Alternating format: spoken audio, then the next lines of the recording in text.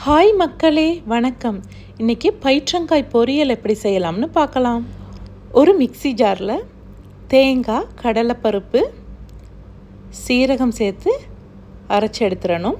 ஒரு பேனில் ஆயில் சேர்த்து ஆயில் சூடானதுக்கப்புறமா கடுகு, உளுத்தம்பருப்பு சேர்த்து பொரிஞ்சதுக்கப்புறமா வெங்காயம், பூண்டு, பச்சை மிளகாய், கருவேப்பிலை சேர்த்து வதக்கணும். வதங்கினதுக்கப்புறமா பயிற்றங்காயை நம்ம சேர்த்து மிக்ஸ் பண்ணி வேக விடணும். நான் சிம்மில் வச்சு 2 மினிட்ஸ் மாதிரி வேக விட்டுருக்கேன். பாதி வெந்ததுக்கப்புறமா நம்ம அரைச்சி வச்ச மிக்ஸையும் இதோடு சேர்த்து கிளறி விட்டுடலாம்.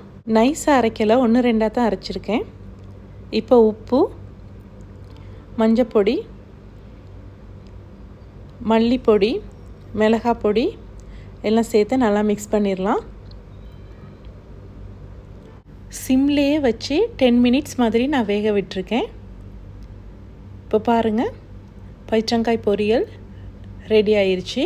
நீங்களும் உங்கள் வீட்டில் ட்ரை பண்ணி பாருங்கள். இந்த வீடியோ உங்களுக்கும் பிடிச்சிருந்தா என் சேனலுக்கு சப்போர்ட் பண்ணுங்கள். தேங்க்யூ.